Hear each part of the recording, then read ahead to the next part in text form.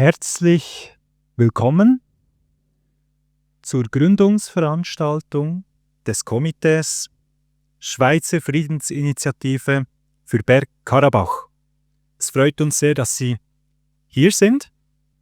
Herzlich willkommen vor allem auch unsere Redner, inklusive Stefan Müller-Altermatt, der online dabei sein wird, live. Aus familiären Gründen ist es ihm nicht möglich, heute Vormittag hier zu sein. Ja, sehr geehrte Damen und Herren, unter den Augen einer desinteressierten Weltöffentlichkeit geschah im Herbst 2023 im Südkaukasus etwas, das hätte man eigentlich im fortgeschrittenen 21. Jahrhundert nicht mehr für möglich gehalten. Aserbaidschan vollzog in Bergkarabach eine ethnische Säuberung. Der jahrhundertealten Präferenz der armenischen Bevölkerung wurde mit Gewalt ein Ende gesetzt. Es wurden unschuldige Menschen zuerst ausgehungert, dann mit Gewalt bedroht und schließlich dadurch eben vertrieben. Die Weltgemeinschaft hat diese unschuldigen Menschen sträflich alleine gelassen, sich versteckend hinter einer Auslegung des Völkerrechts, welcher letztlich nichts anderes ist als einfach ein Völkerunrecht.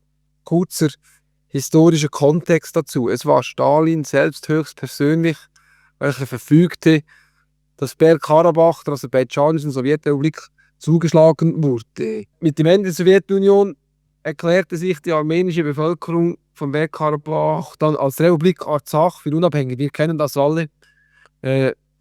Die arzachische Bevölkerung tat dies übrigens, bevor Aserbaidschan sich für unabhängig erklärte. Und wenn man dem Selbstbestimmungsrecht der Völker gehorcht hätte, unter der gesicherten Annahme, dass ein Leben für Armenier in einem türkischen Staat nicht möglich, weil nicht sicher ist, dann hätte die Republik Arzach eigentlich längst internationale Anerkennung erfahren müssen. Es geschah aber das Gegenteil. Das durch Öl und Gas reich gewordene Aserbaidschan schaffte es, den Narrativ zu setzen, Arzach gehöre völkerrechtlich zu Aserbaidschan. Eigentlich, wie gesagt, ein stalinistischer Narrativ. Und selbst als Aserbaidschan dann ab Dezember 22 Bergkarabach blockierte, nicht einmal mehr Hilfslieferungen zuließ und die Bevölkerung aushungerte, da erhielten die Bewohner Arzachs eine Stimme. Nicht einmal dann. Dabei hatte Aserbaidschan mit der Gewaltanwendung gegen die ansässige Bevölkerung längstens alle Ansprüche auf das Gebiet verwirkt. Die Weltgemeinschaft aber, die schaute weg, sie hatte gerade andere Sorgen und die Dinge, die konnten ihren Lauf nehmen. Es mussten 120.000 Menschen aus dem Gebiet fliehen, nachdem die aserbaidschanische Armee diese ausgehungerte Bevölkerung angegriffen hatte. Der Akt ist heute international als ethnische Säuberung anerkannt. Trotzdem oder gerade eben weil der Fall so klar ist, gibt es das Recht auf eine Rückkehr. Nach der Vertreibung, die notabene auch, das darf man nie vergessen, vor dem Hintergrund eines historischen Traumas stattfand, nach der Vertreibung brauchen die Menschen aus Bergkarabach Unterstützung. Jemand muss dafür sorgen, dass ihr Recht auf Rückkehr mehr als einfach nur ein abstraktes Prinzip ist, sondern dass das tatsächlich in die Realität umgesetzt wird, dieses Recht auf die Rückkehr. Das Problem, das wir aber haben, ist ein Machtgefälle. Wir haben ein Machtgefälle zwischen der vertriebenen Bevölkerung und den beteiligten Staaten. Aserbaidschan will sich nicht für diese Rückkehr einsetzen und Armenien kann es nicht, ohne sich selber wieder irgendwie in größere Gefahr zu begeben. Und die Vertriebenen selber, die haben keinen Staat, die haben keine Stimme. Das ist das große Machtgefälle, das ist das große Problem, das wir haben. Und deshalb kommt eben neutralen internationalen Akteuren wie der Schweiz eine extrem wichtige Rolle zu. Die Organisation eines Forums in einem neutralen Rahmen ist nicht nur angemessen, sondern ist dringlich notwendig, um die Vertriebenen zu stärken und ihre Rechte zu wahren. Ohne Hilfe besteht die Gefahr, dass diese Menschen dauerhaft entwurzelt werden, ihre kulturelle Identität ausgelöscht wird und ihre Notlage in Vergessenheit gerät. Dies zuzulassen, das würde die internationalen Prinzipien der Gerechtigkeit und der Menschenrechte untergraben. Aber es gibt diese Prinzipien. Und deshalb ist es wichtig, dass die Motion 24, 42, 59 angenommen wurde. Und deshalb ist es wichtig, dass wir eben heute die Schweizer Friedensinitiative für Bergkarabach starten. Auch wenn sich viele Staaten jetzt aus dieser regelbasierten Weltordnung verabschieden wollen, eben die Prinzipien von Gerechtigkeit und Menschenrecht nicht mehr so hoch halten. Es gibt halt eben doch Regeln, nach denen die Weltgemeinschaft sich auf Wahrheitssuche begeben kann und so die Stimme der geschundenen Zivilbevölkerung sprechen kann. Die Weltbevölkerung, die Weltgemeinschaft, die Staatengemeinschaft, die kann sich für diese Zivilbevölkerung einsetzen und für sie sprechen. Ich rede konkret vom Moskau-Mechanismus, mit welchem man eine Mission für Bergkarabach initiieren sollte. Das ist der Weg der Zukunft, den wir nach meinem kurzen historischen Kontext eben in der nächsten Zeit dann gehen sollten. Und damit schließe ich auch die historischen Ausführungen. Entschuldige mich noch einmal, dass ich nicht physisch vor Ort sein kann. Ich gebe gerne an meinen Kollegen dann weiter, Erich von Tobel. Er ist der Architekt der angenommenen Motion und ihm gebührt auch mein herzlicher Dank für dieses riesige Engagement. Besten Dank.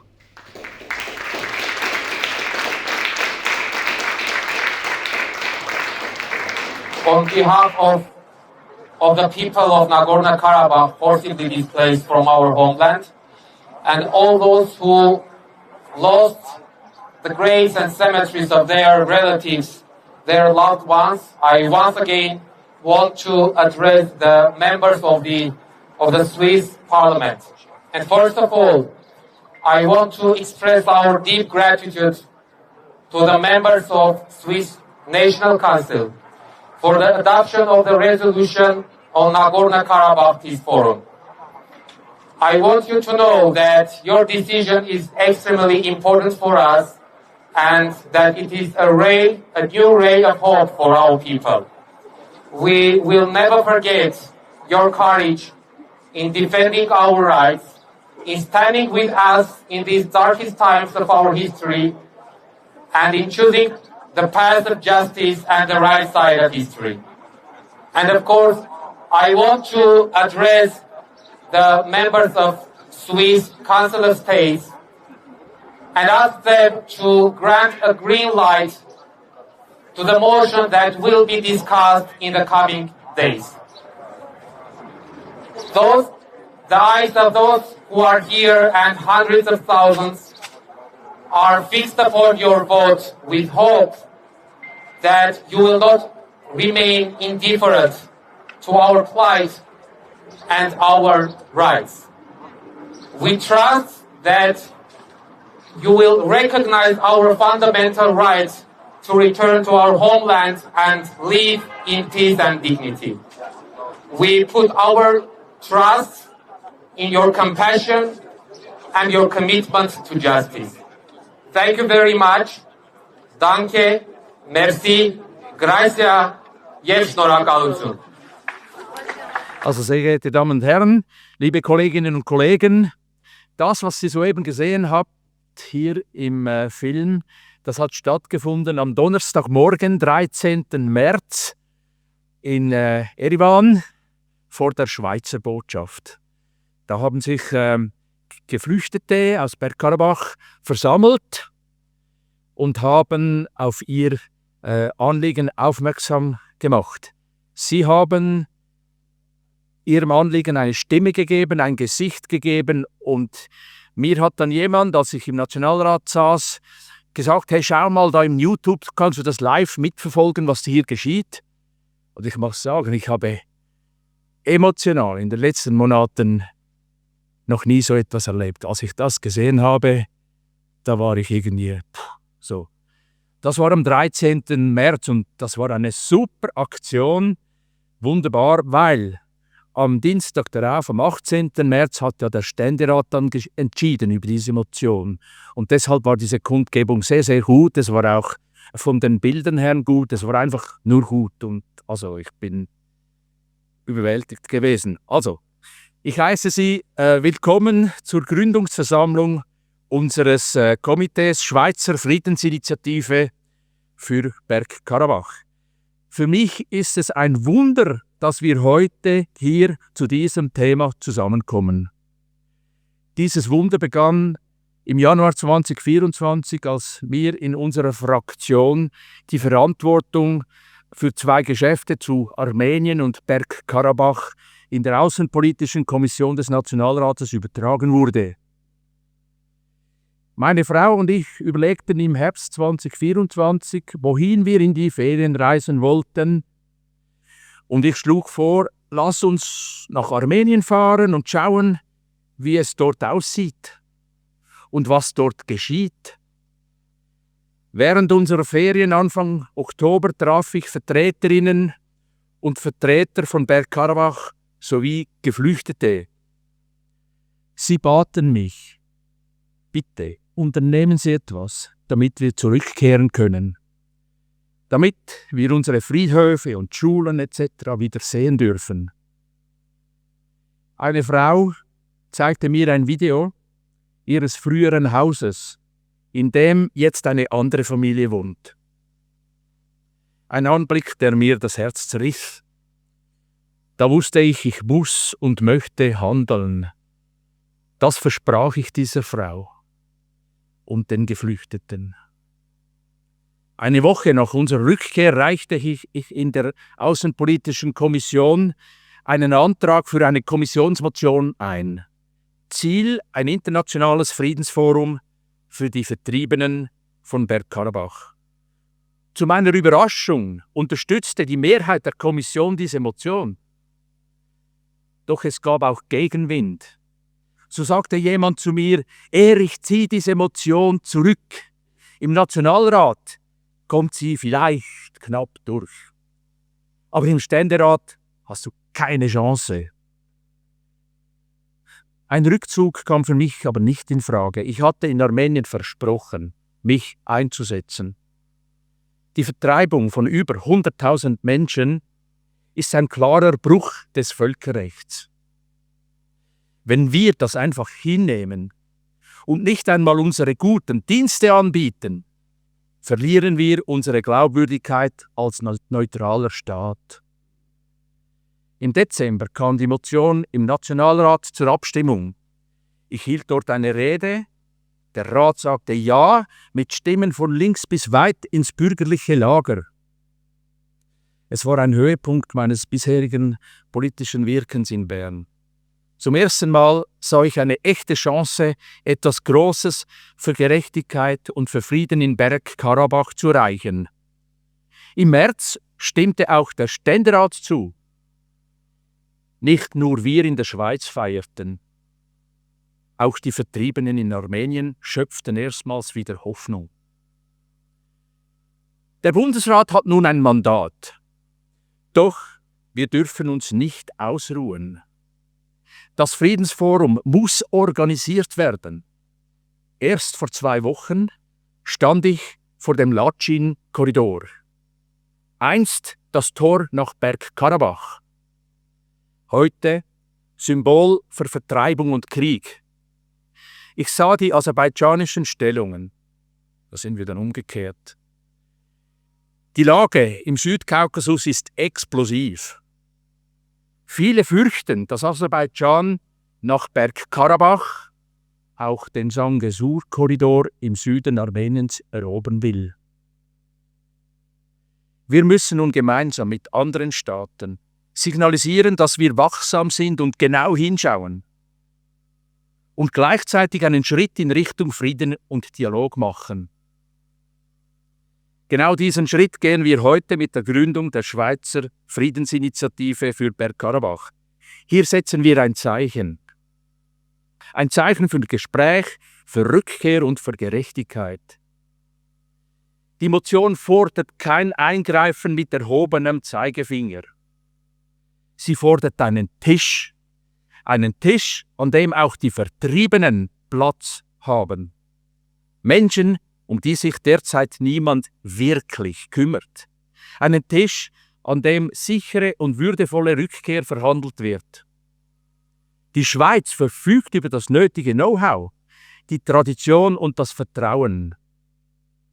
Es ist unsere Pflicht, diese Rolle jetzt wahrzunehmen. Ich danke Ihnen.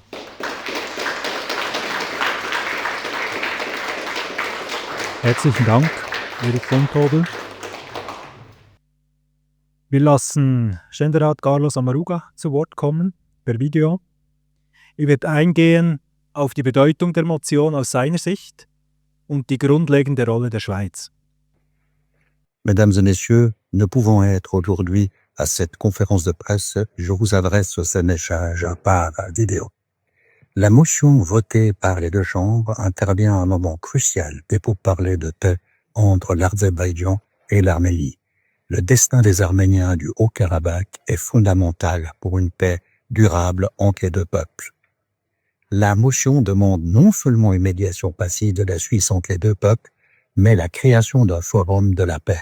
Les sujets à interpeller sont l'État azerbaïdjanais et les représentants officiels du Haut-Karabakh. La volonté de l'Arménie en ce sens est bien entendu, l'a bien dit, n'est pas prioritaire. Le fait que 19 parlementaires suisses des deux chambres, tous partis confondus, aient accepté de faire partie de ce comité de soutien à la motion souligne l'importance de l'affaire.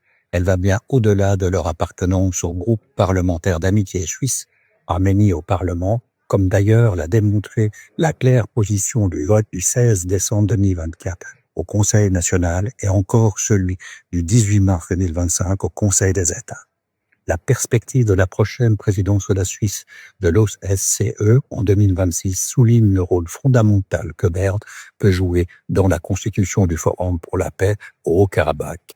L'achèvement de l'épuration ethnique du 19 septembre 2023 souligne l'urgence pour la Suisse, dépositaire du droit international humanitaire, c'est-à-dire les conventions de Genève, de s'aligner aux principes fondamentaux de la défense des droits humains pour empêcher justement l'irréversibilité d'une telle intention clairement inscrite dans la violation de la Convention contre le racisme, pour laquelle l'Azerbaïdjan a été condamné par la Cour internationale de justice pour le déplacement forcé des Arméniens du Haut-Karabakh. Je vous remercie pour votre attention.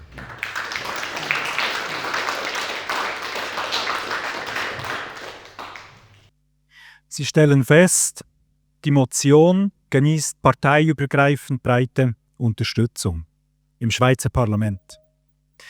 Wir kommen zu unserem nächsten Referenten, der ehemalige Außenminister von Armenien, Vardan Oskanian, Außenminister von 1998 bis 2008 und er ist Vorsitzender des Komitees zur Verteidigung der Grundrechte der Bevölkerung von Bergkarabach.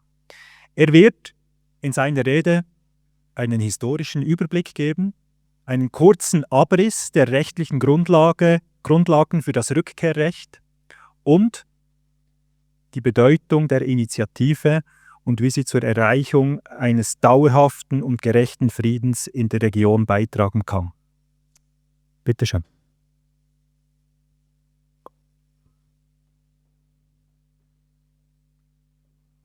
I will speak in English. Let me begin with words of gratitude. You heard them from the people of Nagorno-Karabakh, but since I also represent the committee that was formed by the Nagorno-Karabakh parliament to defend their rights, also on the committee's behalf to thank the Federal Assembly of the Swiss Confederation for passing this very important motion to establish a platform to engage Azerbaijan and Nagorno-Karabakh Armenians to discuss the right of return. I also would like to pay a special tribute to those who've taken the lead in this. Erich Fontobel and the others who initiated this, and they pursued to the end. And I also would like to thank the 19 members of the Swiss Parliament who joined this committee, showing their commitment to pursue this particular matter to the end. I also would like to thank people outside the Parliament, our Swiss Armenian compatriots and non-Armenians who have worked with their elected representatives so that the motion passes. And last but certainly not least, I want to thank CSI, John, Joel, Simon, for their unwavering commitment to the cause of Nagorno-Karabakh and also for organizing this meeting today. Before I get into the main topic, and I won't be speaking too long, but before I get into the main topic, let me make just a clear and essential statement. I think it matters. More than 120,000 Karabakh Armenians who were forced out of their homes and land almost more than a year ago, under threat of war, ethnic cleansing, and genocide, they were being forced out of the land where their ancestors, their forefathers, lived there for millennia. They were forced off a land, a territory, which has never been part of independent Azerbaijan. Not during the 1918, 1920 First Republic times, where Armenia and Azerbaijan were independent republic, nor at the moment of the collapse of the Soviet Union. Because right at that time, the people of Nagorno-Karabakh conducted referendum and they decided to secede from the Azerbaijani Soviet Socialist Republic. The only period that that territory has been within Azerbaijani jurisdiction was under the Soviet period. And ironically, Azerbaijan, through its new constitution, has declared that Soviet period to be a period of annexation, a period of occupation. And they declared everything that has happened during that time was null and void. But yet, they consider those Soviet arrangements, configurations to be sacrosanct. And this contradiction truly was at the core of this conflict, and it continues to remain. Look, the reason I brought this up, not to dwell on the past, but simply to make the point that Nagorno-Karabakh people's demand and claims are not elusive, are not unfounded, are not unreasonable. They are grounded in history, legality, and justice. Having said this, let me also emphasize that the people and leadership of Nagorno-Karabakh are very pragmatic. Today, they acknowledge and recognize the existing dynamic between Baku and Yerevan. They have no intention to challenge the new geopolitical situations. They simply want to go back to their homes, to their lands. They want to reinstate their former lives.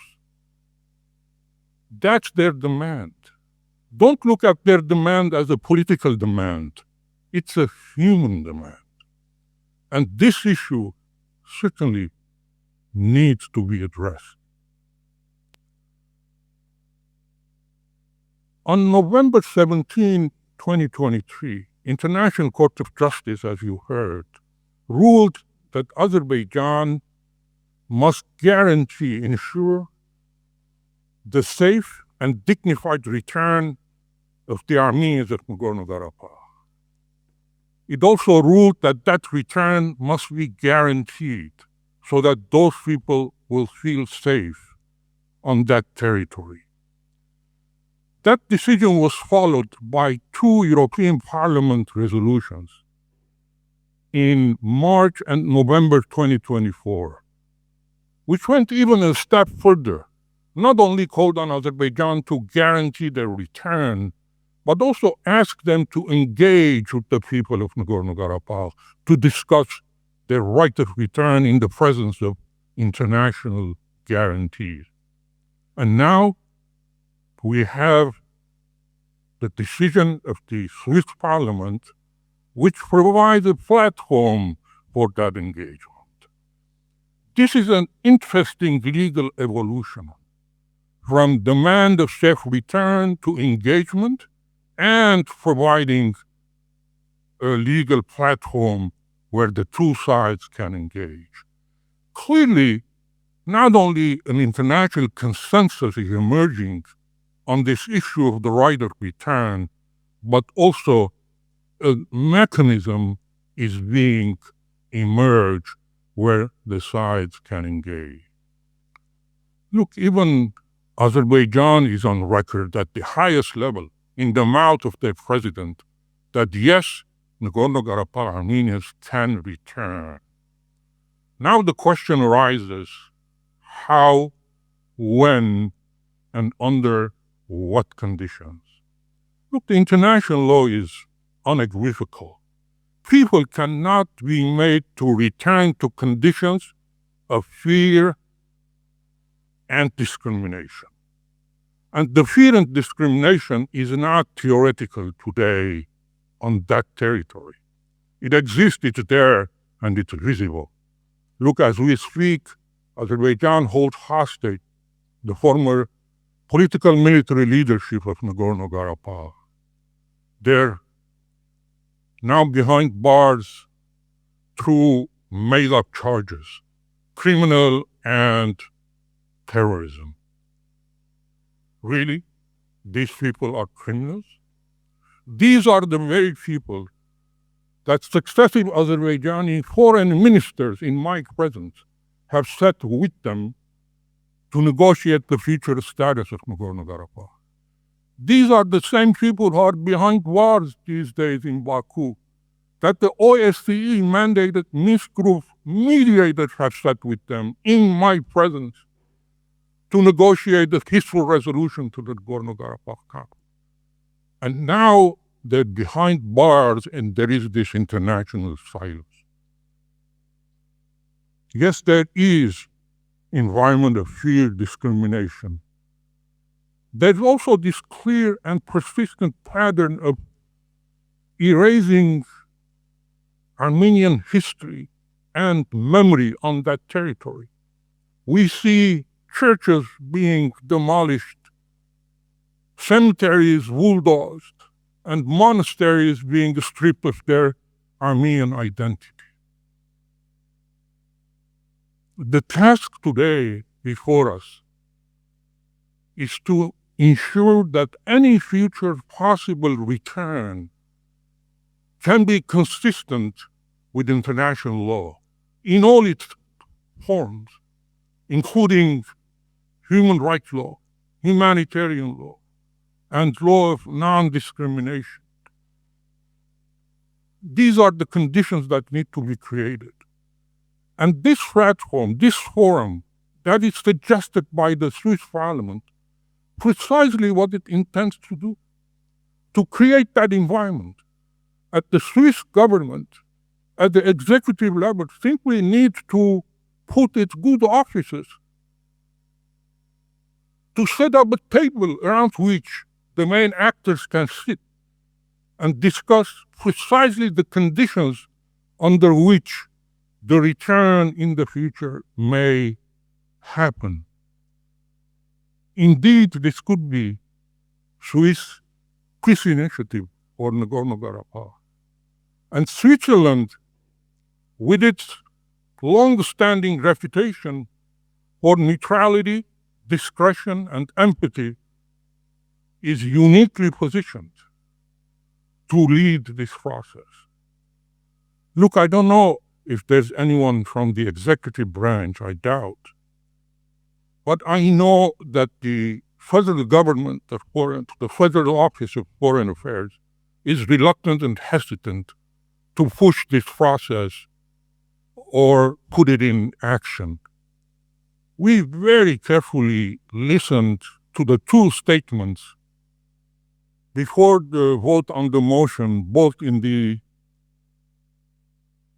National Assembly and National Council and Council of States, where the foreign minister made the statement. We very carefully listened to the content of his statement. Yes, we understand the cautious approach of the Swiss government. We know the Swiss government has never recognized the former authorities at Nagorno-Karabakh. We respect their position to avoid any unforeseen diplomatic consequences. But this forum that is being suggested is not about taking sides. It's not about giving legitimacy to one side over the other.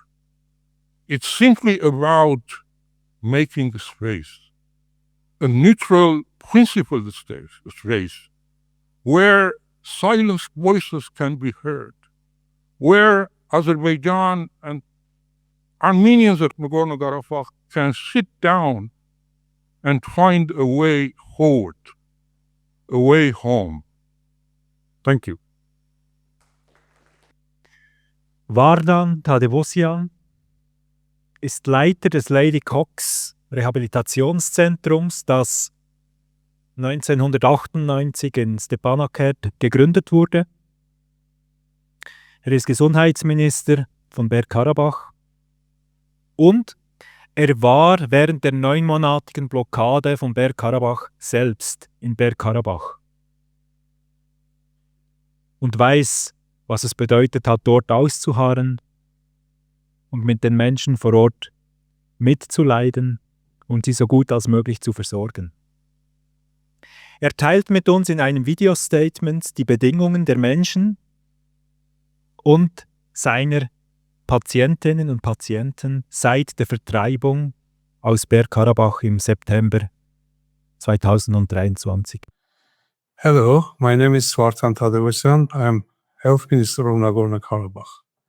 Before holding this position, I was the founder director of the rehabilitation center, the only rehabilitation center in Stepanakert, which was serving in all Karabakh people with different kind of disabilities. The center was founded in 1998, and since that time it was developed, and in 2023, annually we were able to treat more than 2,000 people with different kind of disabilities, and also people around 500 whom we were visiting at home because they were heavily disabled and not able to visit every time to the center. I would like to tell about this people's situation since we were forced displaced from Nagorno-Karabakh. All of them, including me, pass through immense stresses, and we're still struggling from all we saw and we passed through. It was horrible. When we came in the first few days, we really couldn't realize what was happening with us. I found one day after returning that if it is so difficult for me, what about the people whom we were served 25 years? The people who lost their family members there, who lost everything, their graves, their homes, apartments, houses that were living many generations. They lost their sanitary graves for many generations. And they lost people in the last days before they were forced displaced. And coming to Armenia, they became in a completely new situation. They have no place to live. They have no houses adapted to their situation. And in one word, it was really very difficult. I was thinking in those days what we should do for them. We immediately have to organize something. I talked with my colleagues. We found new organization founded in Armenia, and we started to support especially most heavily disabled people, visiting them at home, providing them psychological support, medical consumables. We were supporting them professionally, but unfortunately their houses totally not accessible for their situation. All the support that they got from Armenian government financial support, I mean, they paying for their rent. And they, of course, struggling with the finance situation as well. Whatever, we should continue to live. And every time when I visit to my patients, they were very happy to see me, because seeing me, they remember the old days, that they were happy, but they left behind everything, and new life starts for them. They were crying, they were smiling, they were non-stop telling different stories, how they passed through, how they passed the border. We, with my team, started to support people not only with disabilities, also the people who was burned in a petrol explosion in the 25th of September. It was almost the last days since that explosion was happened. And many, 200 people, more than 200 people, they were killed, and 200 people, at least 200 people, get very heavy burn injuries. We are doing our best to see them and to give ergotherapy and psychological support to make as much as possible to stop their further disabilities, to return them back, to integrate to the normal life. Fortunately, we are very lucky, and these guys are very successfully developed, and they are becoming much better than they were before. But visiting still to any others at home, I can see different stories, different situations. For example, one of them were telling me that he's suffering every day of life difficulties in the daytime, but is happy before to go to sleep, because he is happy when he's dreaming while he was asleep, and he's feeling physically he's back to Nagorno-Karabakh, in his homeland. He's telling me how he's visiting to the neighbors, he's visiting to the graves, he's doing whatever he likes, what he was used to do. But in the morning, he's wake up again with a not in a good mood, because he's again back to the reality. Dear friends, I would like to take this opportunity to say thank you. And thanks to all organizations who do their best to return these people to their home. We all are hope that this will happen. And I would like to say special thanks to the Swiss Parliament members, that they do whatever they can do to make this happen. And this thanks comes from all my patients, from all my staff, from my nations. Thank you what you do, and hope we all together will be success. Thank you.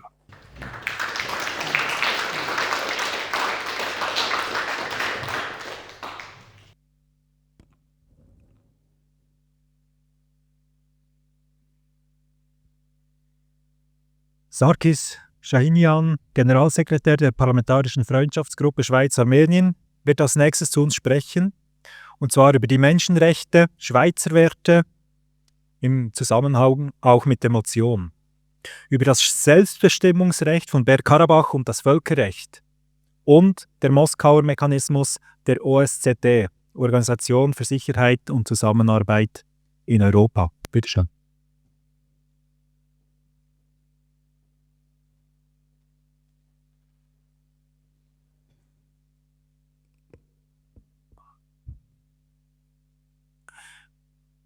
Herzlich willkommen, meine Damen und Herren.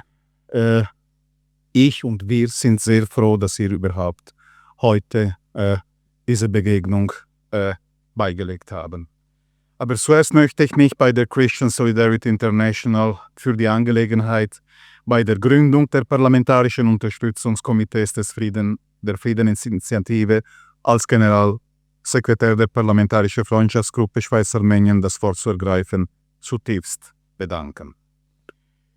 Ich erinnere ebenfalls daran und bedanke ich mich ganz herzlich bei denen, dass einer der Co-Präsidenten dieser parlamentarischen Gruppe, Nationalrat Stefan Müller-Altermatt, und einer dessen Mitglieder, Nationalrat Erich von Tobel, dieses Unterstützungskomitee führen.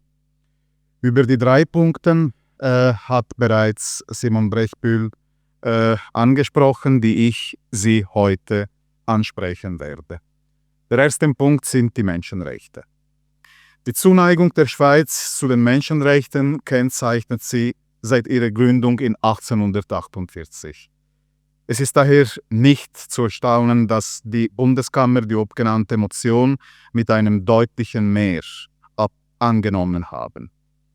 Die Schweiz ist offiziell der Verwahrstaat der 4 Genfer Abkommen von 1949 und ihrer Zusatzprotokolle von 1977 und 2005. Diese Abkommen bilden den Kern des internationalen humanitären Völkerrechts, das den Schutz von Personen in bewaffneten Konflikten regelt. Als Depositärstaat hat die Schweiz unter anderem die Aufgaben, die Benachrichtigung aller Vertragsparteien über relevante Entwicklungen und die Einberufung diplomatischer Konferenzen bei Bedarf, zum Beispiel bei Interpretationsfragen.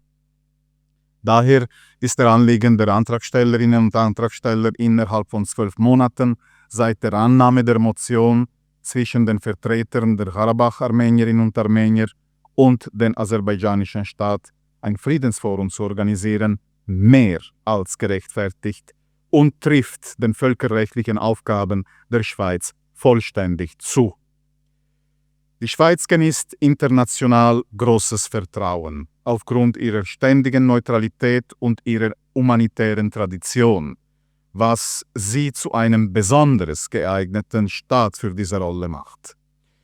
Sie ist Sitz der internationalen Komitees vom Roten Kreuz, das maßgeblich an der Entwicklung und Durchsetzung des humanitären Völkerrechts beteiligt ist. Sie hat sich stets als Vermittlerstaat und Unterstützer von friedens- und völkerrechtsfordernden Maßnahmen positioniert. Dass die Schweiz als Depositärstaat agiert, bedeutet daher nicht, dass sie alleine das humanitäre Völkerrecht vertritt, sondern dass sie eine wichtige organisatorische und diplomatische Rolle in dessen Pflege und Entwicklung spielt. Dadurch trägt sie entscheidend zur Stabilität und Kohärenz dieses Rechtsgebiets bei.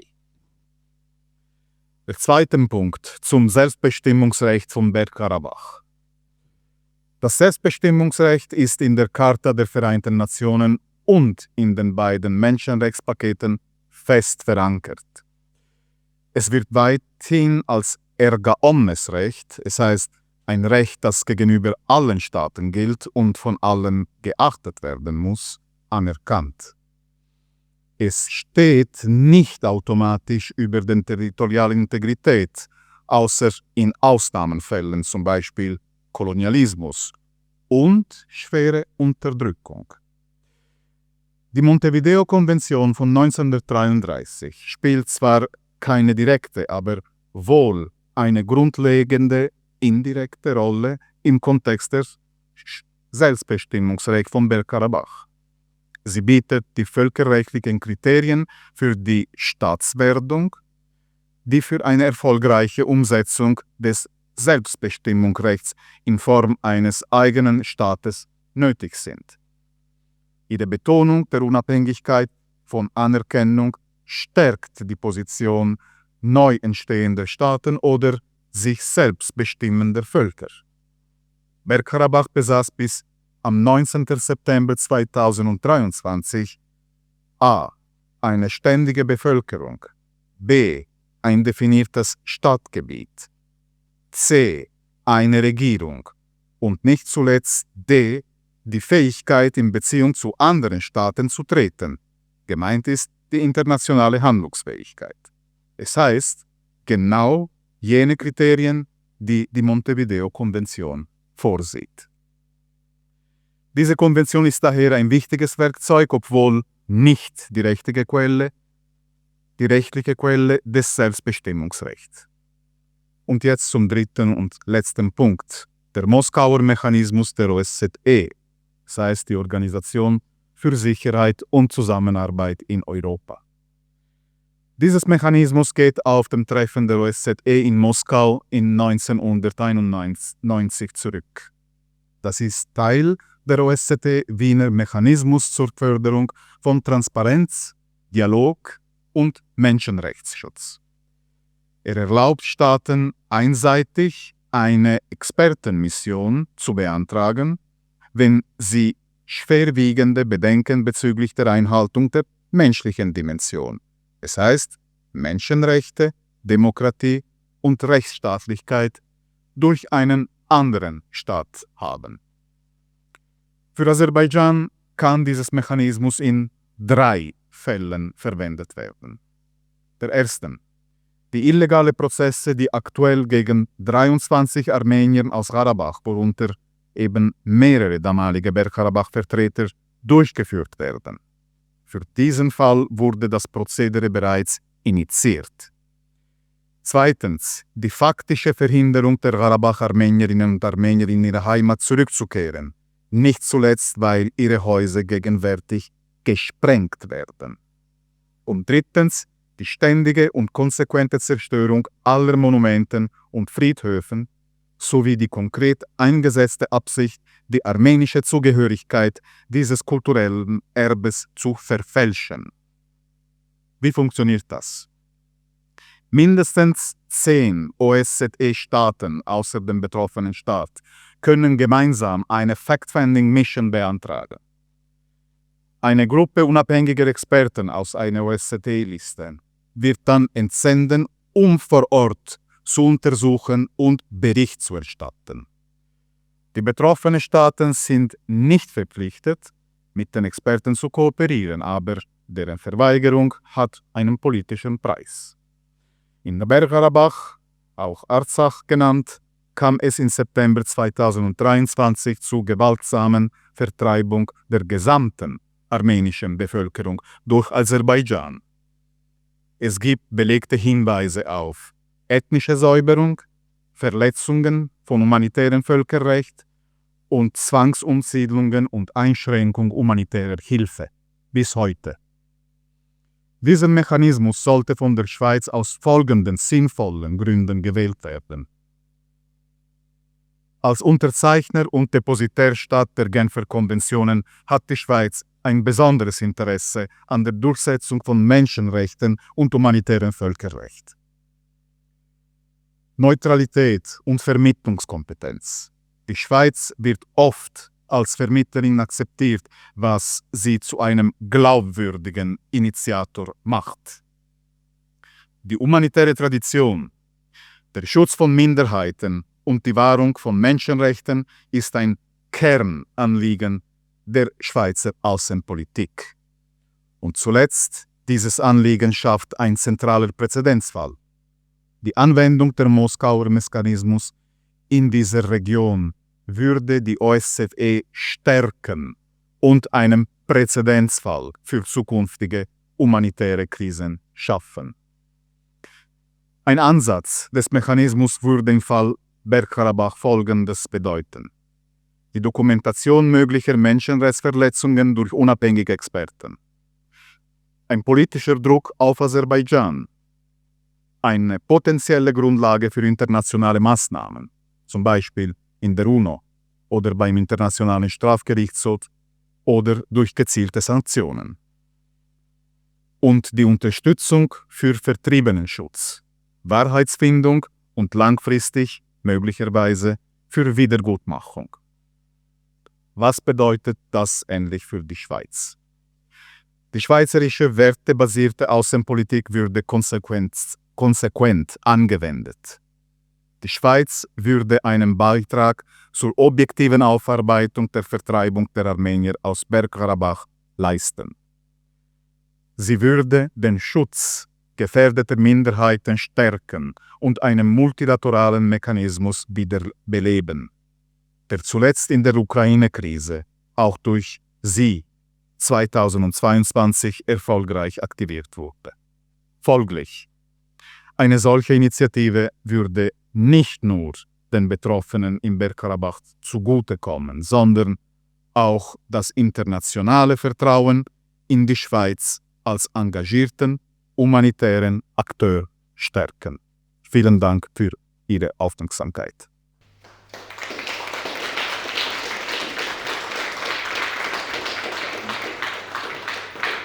Wir kommen zum letzten Referat von Dr. Joel Feldkamp, Director for Public Advocacy, Christian Solidarity International. Er sagt, die Schweiz bietet der internationalen Gemeinschaft die Möglichkeit, den Konflikt um Bergkarabach auf der Grundlage von Gerechtigkeit und Menschenrechten zu beenden. Bitte. Thank you, Simon. I will also speak in English. My apologies for that. I'd like to start by thanking the members of the Swiss Parliament who have undertaken this initiative for their courage and for their success in making Switzerland the state that has gone farther than any other nation in the world to support the right of return of the Armenians of Nagorno-Karabakh. And I'd also like to mention, in passing, several times today we've heard about the hostages who are being held in Baku. And I'd like to mention one in particular, a man named Bikin Uljekian, who is not a member of the political or military leadership of Nagorno-Karabakh and is not even a soldier. He's simply a civilian who was kidnapped by Azerbaijani forces 5 years ago and was recently hospitalized after a hunger strike that he carried out to obtain the right to have a phone call with his wife. The question before us today is, how will the conflict in Nagorno-Karabakh end? The Swiss Peace Initiative for Nagorno-Karabakh represents a remarkable opportunity to bring this conflict to an end based on justice, human rights, and mutual commitment to peace. The initiative envisions a peace forum for direct talks between Azerbaijan and the representatives of the displaced people of Nagorno-Karabakh to assure the safe return of both Armenians and Azerbaijanis to Nagorno-Karabakh and its neighboring regions under the oversight and protection of the international community to rebuild their communities and lay the foundation for peaceful coexistence. That's one way this conflict can end. If you ask the government of Azerbaijan, however, the conflict has already ended through military force. In October 2023, a month after conquering and depopulating Nagorno-Karabakh, Ilham Aliyev, the president of Azerbaijan, exulted, "Many reiterated that there was no military solution to the conflict. We have shown that there is." Having forced the Armenian population of Nagorno-Karabakh to flee, the Azerbaijani government is now insisting that Nagorno-Karabakh no longer exists. We at CSI have been told that diplomats and organizations working at the UN Human Rights Council in Geneva are under enormous pressure not to even use the name Nagorno-Karabakh. Just last week, the Azerbaijani delegation to the United Nations lodged a second complaint with the UN Committee on NGOs against CSI because we referred to part of Azerbaijan's, quote, sovereign territory with invalid or fictitious names, unquote, meaning Nagorno-Karabakh. And if the international community as a whole seems unable to respond effectively to the escalation of violence in Nagorno-Karabakh, that is largely because the international community is divided. In recent years, the larger struggle between the Russian Federation and its allies on one side, and the United States, the European Union, and their allies on the other, has defined the Nagorno-Karabakh conflict. Rather than working together to resolve the conflict, they have competed with each other for influence in the Caucasus region. And when Azerbaijan emerged as the richer and more militarily powerful state in the region, both sides tilted their policy towards Baku. The world is changing, however. Russia thought that it could win a quick victory in Ukraine. It failed. The United States and its allies thought they could use Ukraine to break Russian power in Eastern Europe. They failed. 8 days after U.S. National Security Advisor Jake Sullivan boasted that the Middle East region is quieter today than it has been in 2 decades, the terrorist group Hamas carried out an attack on Israel that would plunge the entire region into a war that is still ongoing. And this month, Pakistan and India, both nuclear powers, exchanged direct fire. this new normal of endless war, what the late Pope Francis called World War III fought piecemeal, has exhausted public opinion across Europe and North America and led to growing demands for change. Meanwhile, it seems that at least some countries in the international community are beginning to regret pinning all of their hopes on the Azerbaijani government. Western diplomats hoped that with Nagorno-Karabakh gone, they could quickly usher Armenia and Azerbaijan towards a peace treaty that would open up the region to trade and investment. Instead, Azerbaijan has refused to sign a peace treaty until its ever-expanding list of demands are met. These demands now include forcing Armenia to amend its constitution, and may soon include settling hundreds of thousands of Azerbaijanis on the territory of the Republic of Armenia.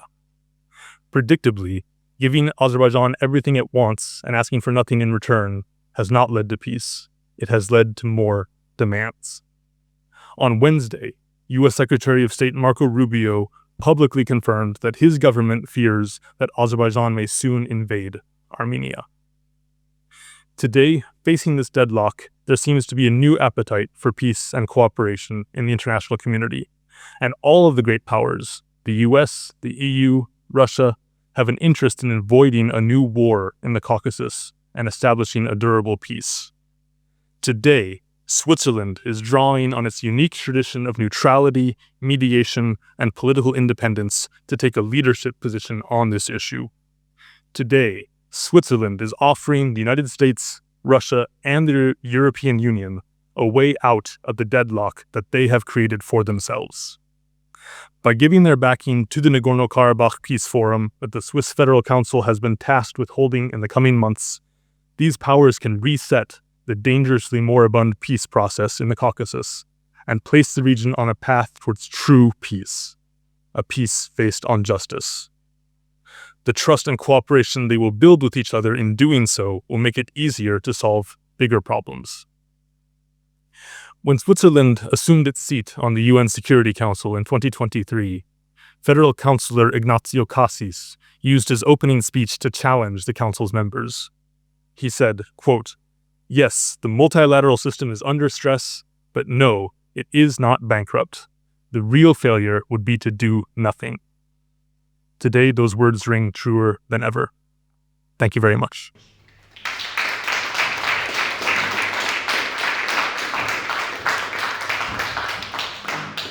Ich möchte gerne das Wort übergeben an Dr. Martin Hirzel von der Evangelisch Reformierten Kirche Schweiz. Herzlich willkommen. Und ich überlasse gerade dir das Wort. Danke. Ja, vielen Dank, Simon, dass ich noch kurz von der großen internationalen Konferenz berichten darf, die heute bzw. morgen im Berner Kursaal stattfindet. Mein Name ist Martin Hirzel, ich bin Leiter Außenbeziehungen der Evangelisch Reformierten Kirche Schweiz. Die Reformierten Kirche der Schweiz sind zusammen mit der schweizerischen Bevölkerung seit mehr als 100 Jahren mit den Armeniern verbunden. Präsenz im Südkaukasus durch die Basler Mission hat gewährleistet, dass die Aufmerksamkeit auf das, was mit den armenischen Menschen geschah in der Schweiz und auch in Europa, sichergestellt war. Wir bereiten eine Konferenz vor, beziehungsweise die beginnt mit dem Thema The Preservation of Armenian Religious, Cultural and Historical Heritage in Artsakh, Nagorno-Karabach.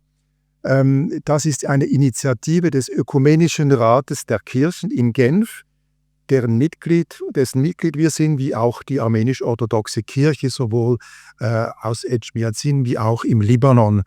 Und es ist der Katholikos von Etchmiadzin, der den Ökumenischen Rat der Kirchen wie auch uns gebeten hat, diese Konferenz durchzuführen.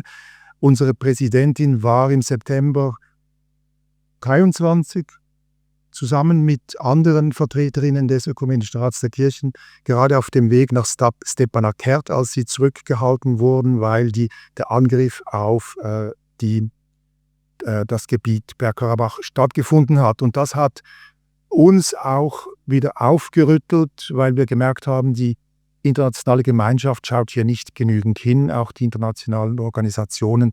Und darum sind wir der Einladung gefolgt, diese Konferenz auszurichten, die ausgehend vom Blick, dass eben auch schon Hinweise sind, dass christliche Stätten in Bergkarabach zerstört werden, dass man da genau drauf schaut und die Verantwortung auch der internationalen Gemeinschaft, Institutionen wie UNESCO darauf lenken will, was aber nicht einfach ist.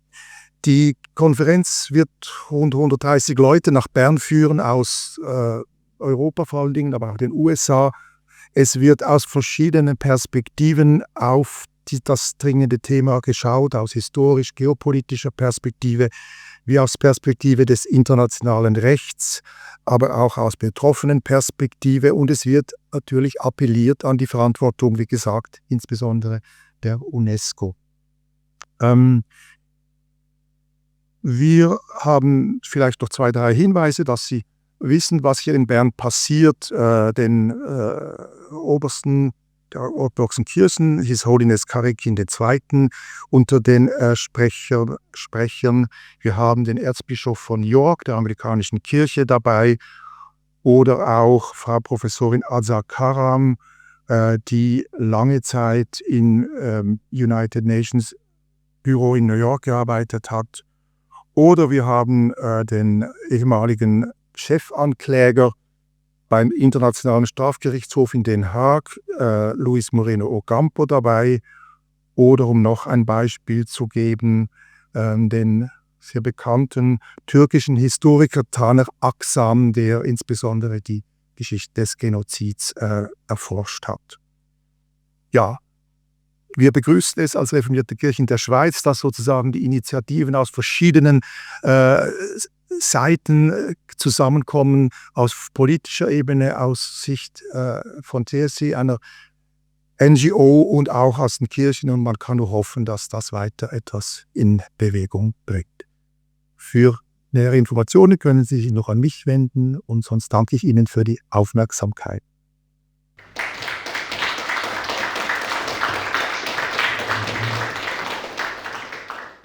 Herzlichen Dank, Martin.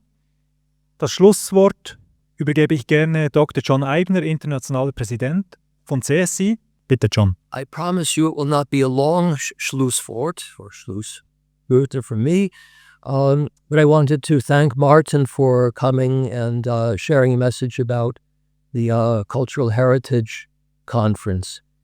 It is a really important initiative.